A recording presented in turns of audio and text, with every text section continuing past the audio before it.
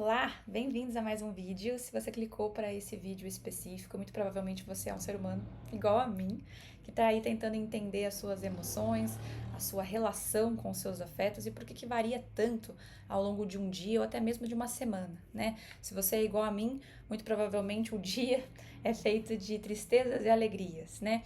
E muito provavelmente isso acontece com muitas pessoas, né? Eu trabalho como psicóloga clínica há 5 anos já e eu percebo quão comum é isso, né, na clínica, as pessoas terem emoções de alegria e de tristeza ao longo de horas, às vezes, ao longo de períodos do dia. Então, antes da gente começar, acho que já é importante eu frisar que é normal e esperado que as pessoas tenham aí mudanças em estados emocionais, de afeto, que a gente ainda vai explicar a diferença, ao longo do dia, dos meses, das semanas, porque o nosso corpo ele é um canal receptivo, né, de mensagens, de estímulos, e nós somos muito sensíveis às coisas que nos acontecem do lado de fora. Então, por isso que eu sempre digo, se o seu dia começou ruim, espera que no final ele pode mudar, né? Isso parece muito positivista, né? As coisas vão melhorar, a gente fala muito isso. E vice-versa também, porque elas podem piorar, né? Mas porque muitas coisas podem acontecer. E as coisas que nos acontecem, nós interpretamos e sentimos, né, de acordo com elas também, certo? Então, vamos lá. Antes da gente começar essa discussão sobre a desregulação emocional, é importante a gente diferenciar o que é um afeto do que é uma emoção. Acho que você nunca deve ter discutido isso com alguém, nunca deve ter tido essa informação dessa diferença, né, entre esses dois termos, mas é muito importante que a gente diferencie. Por quê? Um afeto é uma reação corporal que o meu corpo entende como ativação ou desativação e agradável ou desagradável. Eu vou mostrar um mapinha para vocês, porque isso é muito importante, tá, gente? A nomeação desses afetos é o que faz uma emoção, tá? Então vamos lá, aqui a gente tem esse gráfico, né, essa tabelinha que mostra que a gente pode variar entre ativação, desativação, estados desagradáveis e estados agradáveis. Tudo bem? Então vamos lá. Entendendo isso, o nosso corpo vai sempre reagir a uma questão específica. Quando a gente pega, por exemplo, temperatura, frio ou calor, eu não preciso mandar essa mensagem para ele, olha, estamos com frio. Ele já sente. Tem gente que gosta de frio, tem gente que gosta de calor. Dependendo do clima que a gente tá, eu posso estar em estados agradáveis e desagradáveis. Isso é muito importante, tá? De ativação, desativação também. Então, o que é uma emoção? Uma emoção é uma nomeação que eu dou para uma experiência de afetos. Então, eu gosto muito dessa palavra, experiência, né? A emoção ela é uma experiência, ela é uma interpretação que eu dou, né? Uma nomeação, uma interpretação, um rótulo que eu dou para um conjunto de afetos. Então, vamos supor que eu estou sentindo raiva, né? Eu falo, nossa, eu estou com raiva. Para eu sentir raiva, eu tenho que estar num estado de ativação desagradável. Me diz uma pessoa que está com raiva e está serena. Ah, mas ela pode estar muito centrada, Maria Eduarda. Ela pode estar ali remoendo raiva, mas não está transparecendo. Mas perceba, comportamento não é ativado. Eu tô falando do corpo. Geralmente raiva é um sentimento que nos mobiliza, né? Tem raivas saudáveis. É justamente na raiva que a gente começa de fato a tomar frente de coisas que a gente não conseguia antes, né? Então, para eu sentir raiva, eu tenho que estar num afeto específico. Só que todo afeto de ativação desagradável é a raiva? Eu posso dizer que é raiva? Não, posso dizer que é ansiedade. Eu posso dizer que é tensão. Percebe que tem várias emoções que eu posso nomear que ainda estão dentro daquela valência, né, de ativação desagradável, certo? Isso é importante porque antes da gente começar, porque durante o dia, né, a gente vai variar nos nossos afetos, mas não necessariamente a gente vai variar nas nossas emoções. Olha que interessante, né? Então, se eu vario em emoções nomeadas, rotuladas, então, ai, Maria Eduarda, eu fico muito ansiosa de manhã e ao mesmo tempo muito calma no período da tarde. E aí à noite eu fico ansiosa de novo.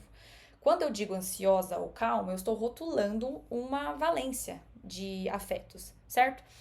Se eu nomeio como ansiedade o que eu estou sentindo, que pode ser uma agitação muito desagradável, eu estou dizendo que tem coisas acontecendo que me deixam ansiosa, né? E aí, falar ansiedade vai ativar um monte de comportamentos e de pensamentos ligados a essa emoção. Então, vamos lá. Para a gente entender como você pode ajudar a si mesma, né? Numa situação de desregulação emocional ao longo do dia, se pergunte se o que você está sentindo é só um afeto ou se é uma emoção. Claro que a emoção a gente tem que nomear, né? Então, se eu dizer que eu tô sentindo uma emoção, eu já estou nomeando ela. Só que pergunte-se se essa emoção que você está sentindo, que você nomeou, como ansiedade, por exemplo, como raiva, como tédio, ela é justa.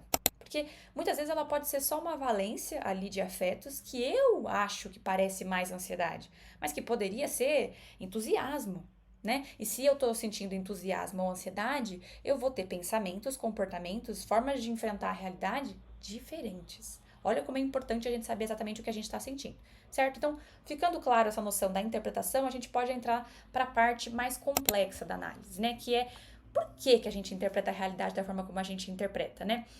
Todos nós crescemos, né? Não sei a idade que você tem ao estar assistindo esse vídeo, mas desde pequenininhos a gente constrói crenças com base na realidade, né? Com base na nossa família, com base na escola que a gente estudou, com base nas pessoas com quem a gente se relacionou, como a gente foi tratado, com base na política, na cultura. Tudo é internalizado pela gente. Imagina, se o nosso cérebro não criasse crenças, a gente todo dia viveria um dia novo, né? Que a gente não saberia como agir.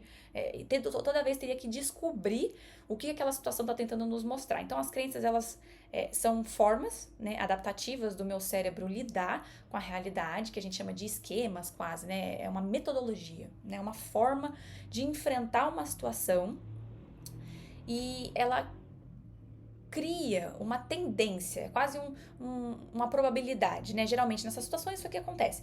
Mas as crenças, por esse mesmo fator, elas não são verdades absolutas, né? E por isso a gente tem que tomar muito cuidado com elas, porque elas podem ser distorcidas com base numa realidade, às vezes, que a gente viveu ruim, né? Se eu for uma pessoa que foi muito traída, cara, eu vou ser uma pessoa muito desconfiada. Mas eu preciso ser desconfiada o tempo inteiro? Né? Tem muita gente que vai dizer que sim, porque todo mundo pode te trair a qualquer momento. Mas por que eu não deveria ser traída? Por que ser traída é tão prejudicial pra mim? Olha como a gente vai entrando em análises mais complexas, né? Mas enfim, vamos lá. Todo mundo tem crenças. Então, quando a gente tem crenças, a gente vai interpretar, inclusive, as nossas emoções de uma forma específica. Se eu tô com raiva, eu tenho que fazer tal coisa. Se eu tô com tédio, eu tenho que fazer tal coisa. Se eu tô triste, eu tenho que fazer tal coisa. E isso são crenças, não tem regras, né? Então, vamos pegar o exemplo do tédio, que eu acho que é um exemplo muito bom pra gente trazer aqui. Muitas pacientes minhas, quando estão deitadas, descansando, estão em casa, sem nada para fazer, se sentem muito ansiosas. Não sei se você já passou por isso também, de que parece que tá faltando alguma coisa, de que ela deveria estar em movimento. Isso é muito interessante, porque ficar deitada é necessariamente uma resposta para sentir tédio? É uma regra que eu vou sentir tédio? Todo mundo que deitar vai começar a sentir tédio? Não. Tem gente que vai se sentir relaxado. Então, qual que é a diferença entre a pessoa que sente tédio e que sente relaxamento? As crenças, a interpretação que eu tenho da realidade. Vamos pegar a pessoa que tem tédio, por exemplo. Ela sente dentro dela uma sensação desagradável de inativação, que pode ser nomeada como tédio.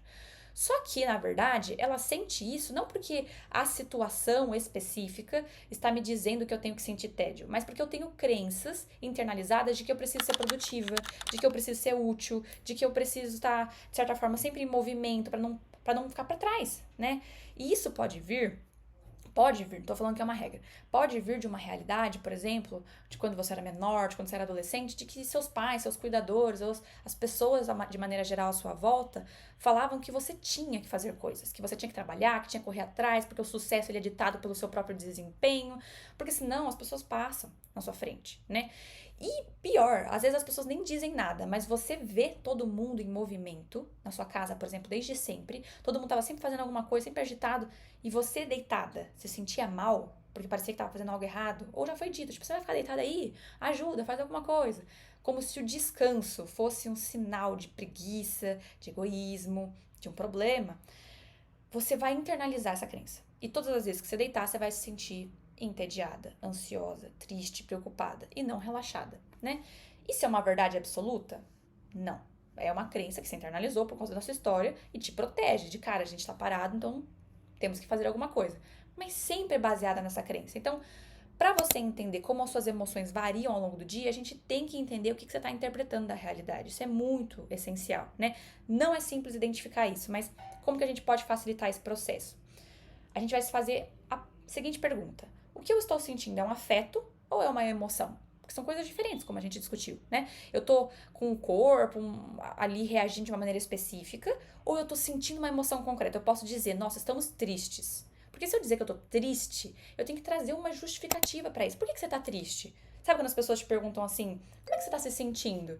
E você fala, tô bem, tô ótima. Ou eu tô, não, tô mal, não tô legal. Isso é muito genérico. Aí fala, mas por que você não tá legal? Ah, eu tô triste, cara, porque hoje eu acordei e o meu cachorro morreu. Tá bom? Se o seu cachorro era importante, você vai se sentir triste por conta disso. Mas se eu não sei dizer o porquê que eu tô triste, talvez eu só esteja com uma valência desagradável, inativada ou ativada. E aí eu preciso ter uma solução para esse sentimento. Eu preciso saber o que eu tô sentindo para poder evitar ele. E aí a gente entra na crença prejudicial do processo de regulação emocional, que eu preciso estar bem. Eu falo isso no vídeo anterior também. Essa crença maldosa faz com que a gente não consiga lidar com as nossas emoções, nossos afetos de maneira adaptativa. Porque a gente vai sempre estar buscando um estado basal, que não existe, porque a gente sempre vai variar, para se sentir bem, né? Confortável.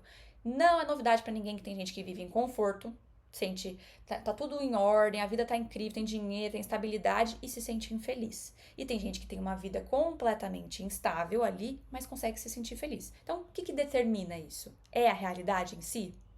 Talvez não, né? Claro que o contexto é muito importante, mas nós temos um livre-arbítrio, sim, para determinar como a gente gostaria de se sentir em determinada situação. Então, como que a gente vai fazer isso? Esse é o segundo ponto de análise. Depois de você identificar se é um afeto ou se é uma emoção, você vai se perguntar se esse rótulo que você está dando para esse afeto, ele é justo. Então, deitada na minha cama e me sentindo entediada, ansiosa e triste por não estar fazendo nada, é justo? Porque eu gostaria de estar me sentindo relaxada. Eu não tenho nada para fazer. Eu não vou perder a minha vida, o meu sucesso, a minha dignidade por estar deitada aqui nesse momento. Eu preciso me dizer isso, eu preciso compreender isso. Aí eu falo, puxa, mas por que eu não consigo?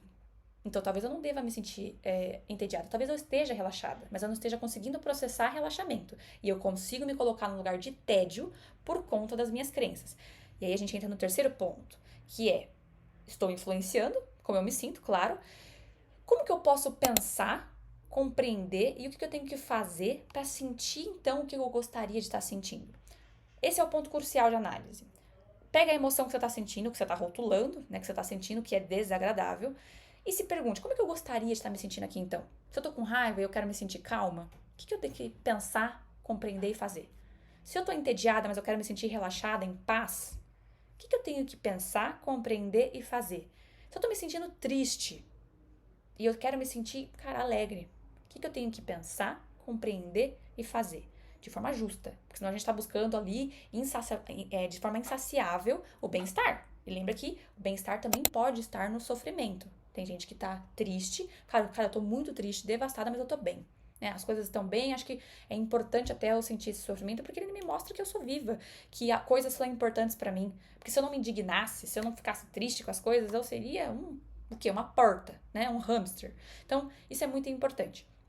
Você vai pensar, compreender e fazer. Como é que eu faço isso? De forma bem sucinta. Pensar seria o primeiro movimento de romper a lógica automática de, cara, por que eu tô ansiosa?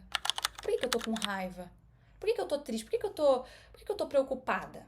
E aí você vai se dizer essas coisas. Ah, eu tô ansiosa porque eu tô sem nada pra fazer. Porque eu tô parada, porque eu tô deitada aqui. O que eu acho disso? Ai, cara, eu não entendo por que ficar parada me deixa ansiosa. E aí eu vou compreender que é um nível um pouquinho mais complexo, que talvez algumas pessoas precisam de mediação profissional para fazer isso, né? Por que é que ficar parada te deixa ansiosa? Aí a gente vai para aquelas crenças, que não é fácil de todo mundo compreender. Eu trouxe de uma forma muito simples, porque para mim já é simples e porque eu faço isso com muita frequência, mas para muitas pessoas não é rápido chegar nessas respostas, né? De, eu me sinto ansiosa porque eu tenho uma crença de que eu sempre preciso ser útil, e essa crença veio de tal lugar, né? Mas esse passo de compreender que o que você está nomeando, sentindo, tendo afetos ali, é ditado pelas suas crenças, cara, é libertador. E depois, o que você vai fazer? Essa é a parte mais difícil, né? Eu costumo dizer que as minhas pacientes são excelentes, né? Algumas vão se identificar assistindo esse vídeo, são excelentes em identificar como elas se sentem. Elas sabem por que elas sentem o que elas sentem, por que elas sentem isso, de onde veio, quais são as crenças. Elas são muito analíticas, muito boas, né? Até racionalizadoras demais. Porém, na hora de fazer, de mudar o estado emocional, não conseguem, né? E eu falo pra mim também. Por quê? Porque a gente tem que fazer o contrário. Se eu estou me sentindo ansiosa por estar deitada na minha cama, por exemplo, porque eu não tô fazendo nada, se eu levantar para me preencher de tarefas, o que eu tô fazendo? Eu tô reperpetuando essa crença.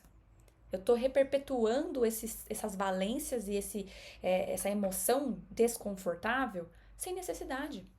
Porque eu não tô dizendo pro meu cérebro, opa. A gente não precisa disso. Essa crença aqui não vale mais. Ela, aqui nesse momento, ela não é útil pra gente. Ela não é uma verdade absoluta. Então, vamos construir uma nova crença de que podemos descansar, de que podemos relaxar. É um combate no início. É ficar deitada ali, cara, preciso relaxar. E não fazer o oposto, que é eliminar esse desconforto. Esse desconforto não é um sinal da realidade, de que tem um problema. Só é um sinal de uma crença que você teve ao longo da vida. E para você evitar esses picos constantes, né, de emoções contrárias, talvez, ao longo do seu dia, você precisa combater o que reforça eles, que é justamente isso. Né? Por que eu sinto tanta raiva das pessoas? Tem muita gente que pra mim fala, nossa, mas eu me estresso, eu brigo com todo mundo, eu tenho paciência, eu tenho muita dificuldade no meu dia a dia, eu fico muito enraivecida com tudo. Olha a interpretação da realidade que você está tendo. Olha o pressuposto que você está chegando nas coisas também, que você não deveria passar por determinadas situações. A raiva, ela vem nesse sentido de a gente não pode tolerar isso. Isso não pode acontecer, é uma não aceitação da realidade. Se você se diz isso toda hora, sem pensar o porquê, você vai sempre sentir raiva. Percebe que seu corpo não está fazendo nada de errado? Tecnicamente, ele está mandando a mensagem correta. A gente vai ficar ansiosa mesmo, porque você deveria levantar dessa cama, sua preguiçosa, e fazer alguma coisa. O que ele vai sentir? Que não ansiedade. Gosto muito, né, da ideia de que a gente precisa também ter as nossas crenças desadaptativas, porque elas também são parte da nossa história, né? Senão a gente entra nessa lógica de que eu tenho que consertar o ser humano. A gente sempre vai ter ali um problema a ser resolvido. A vida é um eterno problema a ser resolvido, né?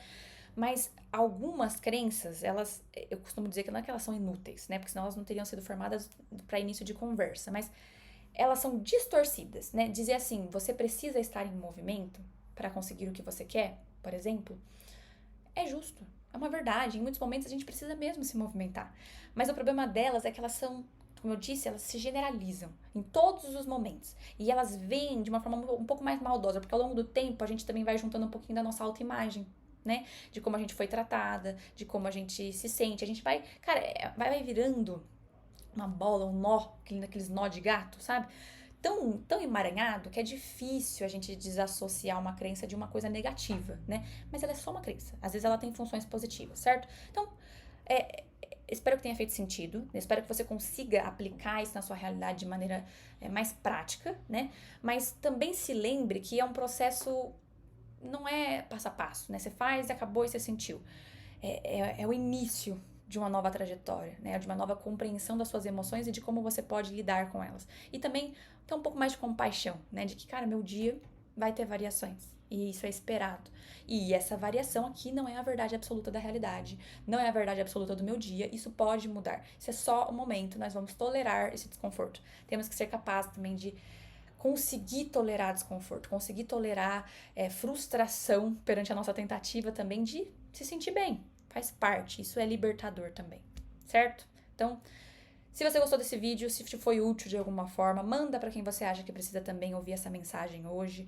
Isso foi libertador para mim, pode ser libertador para você, tá? E se você também quiser compreender um pouco mais sobre isso, me inscreve aqui no canal que eu vou trazer um vídeo por semana falando de questões simples, né, que a gente trabalha em terapia, das mais complexas também, tá bom? Um beijo, até o próximo vídeo.